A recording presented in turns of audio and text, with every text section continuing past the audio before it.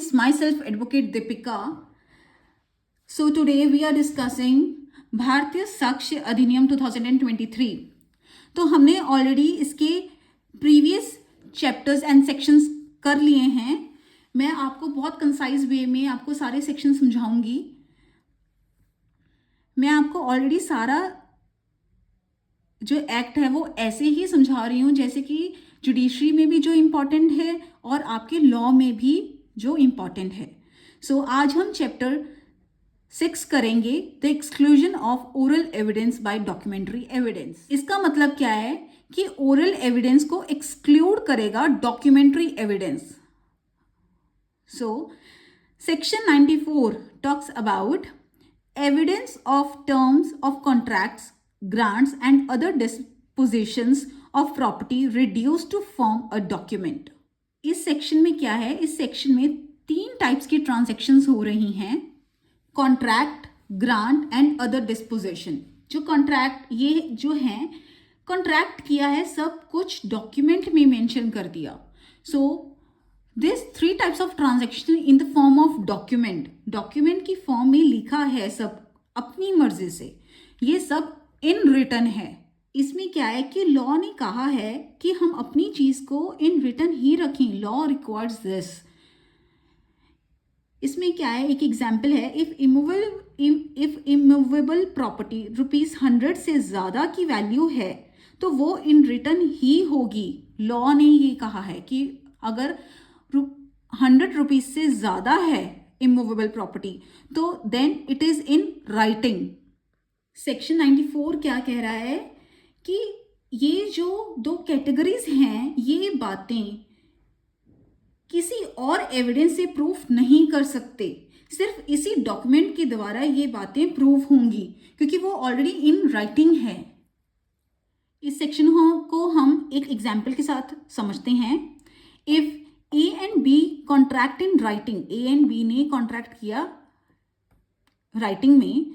A said, I will give you money on 1st December and this is in writing. ये writing में था कि मैं तुम्हें पैसे 1st December को दूंगा.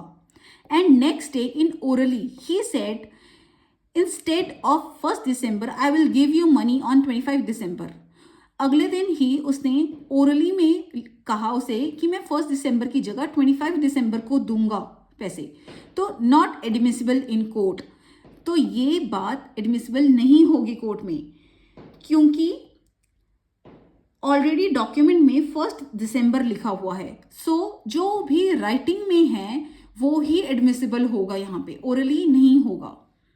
सो यहाँ पे यही है कि ओरली हम कुछ नहीं प्रूव कर सकते, डॉक्यूमेंट दिखाना पड़ेगा जो रिटन में है. बट इस सेक्शन के एक्सेप्शन भी हैं. पहला एक्सेप्शन है पब्लिक ऑफिसर. अगर हमें दिख रहा है कि कौन है पब्लिक ऑफिसर तो इन राइटिंग हमें प्रूफ करने की जरूरत नहीं है क्योंकि वो ऑलरेडी दिख रहा है. सेकंड एक्सेप्शन है विल. सर्टिफाइड कॉपी एडमिसिबल होगी. इसमें एक्सप्लेनेशन है. Explanation 1 talks about this section applies equally. ये सेक्शन इक्वली अप्लाई होगा contracts, grants and disposition of property contained in one document and 2 cases in which they are contained in more documents than one. ये सारा जो section है वो equally applied होगा तीनों पर. नेक्स्ट एक्सप्लेनेशन क्या कहती है? Explanation 2, where there are more originals than one. अगर बहुत सारे ओरिजिनल हैं, एक नहीं है, 1 original only need to be proved. सिर्फ एक ओरिजिनल डॉक्यूमेंट प्रूफ करने की जरूरत है, बाकी नहीं. नेक्स्ट है explanation 3, statement in any document whatever of a fact other than the facts referred to in this section shall not preclude the admission of oral evidence as to the same fact. इसका मतलब है कोई भी statement, कोई in any document, कोई भी document में कोई भी स्टेटमेंट है, नॉट प्रिक्लूड मतलब होता है कि प्रिक्लूड मतलब होता है प्रिवेंट करना, कि रोकते नहीं हैं वो. Not preclude the admission of oral evidence as to the same fact. Oral evidence भी दे सकते हो आप उसका, उस सेम फैक्ट का. सेक्शन 95 क्या कहता है? Section 95 talks about exclusion of evidence of oral agreement. अब इसमें क्या एक्सक्लूड किया है, you can't give orally, party या रिप्रेजेंटेटिव ओरली एविडेंस नहीं दे सकते, बट थर्ड पार्टी दे सकती है। यहाँ पे ये सेक्शन क्या कह रहा है, अगर आपने सेक्शन 94 में कॉन्ट्रैक्ट, ग्रांट एंड डिस्पोजिशन को प्रूव कर दिया तो कोर्ट में कोई भी ओरल एविडेंस एडमिसिबल नहीं होगा जो उस डॉक्यूमेंट को कॉन्ट्राडिक्ट करे या सब्सटीट्यूट करे। बट पार्टी या रिप्रेजेंटेटिव ओरली नहीं दे सकते एविडेंस, बट थर्ड पार्टी दे सकती है ओरली। आप ओरल एविडेंस ऐसा देते हैं जो कॉन्ट्रैक्ट को कॉन्ट्राडिक्ट ना करे तो वो भी एडमिसिबल हो जाएगा, बस कॉन्ट्रैक्ट को कॉन्ट्राडिक्ट नहीं करना चाहिए। सेक्शन 95 के कुछ एक्सेप्शंस भी हैं। सो इसकी एक्सेप्शंस हैं जहाँ पे we can give orally. First है वैलिडिटी, वैलिडिटी की बात आ जाती है सो एडमिसिबल। सेकेंड है व्हेन डॉक्यूमेंट इज साइलेंट, जब डॉक्यूमेंट साइलेंट हो बट ओरल एविडेंस डॉक्यूमेंट से कॉन्ट्राडिक्ट नहीं करना चाहिए तो ही वो रेलेवेंट होगा यहाँ पे।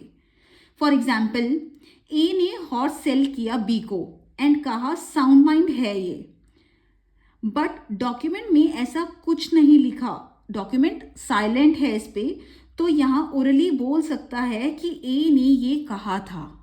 नेक्स्ट है condition precedent to the attaching of any obligation, कोई कंडीशन लगी है।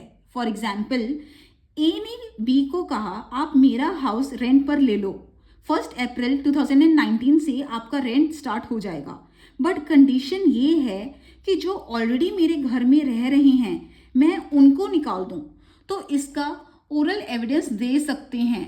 सो इट इज एडमिसिबल, आप कोर्ट में कह सकते हो कि उसने मुझे ये बोला था। नेक्स्ट है रिसेंट और मॉडिफाई, अगर सब कुछ एग्जीक्यूट हो गया फिर वो खत्म या मॉडिफाई करना चाहते हैं सो ओरली इज एडमिसिबल, हम ओरली बता सकते हैं। नेक्स्ट है usage and custom, usage and custom की बात आती है तो आप उसका भी ओरल एविडेंस दे सकते हो। फॉर एग्जाम्पल, ए दिल्ली में रहता है, उसने कुछ सामान मंगवाया बी से, बी मुंबई में रहता है, सो मुंबई से दिल्ली जाने का खर्चा ए परचेजर ही देगा, मतलब ए ही देगा जो दिल्ली में रह रहा है। इनमें कुछ भी डिस्प्यूट आता है तो ओरली वो दे सकते हैं, so this is admissible. Next है नॉट कॉन्ट्राडिक्ट, ओरली हम बोल सकते हैं जो लिखा है उसको इंटरप्रेट कैसे करना है, बट वो डॉक्यूमेंट के कॉन्ट्राडिक्ट नहीं करना चाहिए तो वो एडमिसिबल होगा। So this is all for today's lecture. I hope आपको सब समझ आ रहा होगा। मैं आपको हर एक सेक्शन बहुत कंसाइज वे में समझा रही हूँ। सो नेक्स्ट सेक्शंस हम नेक्स्ट वीडियो में करेंगे। Thank you.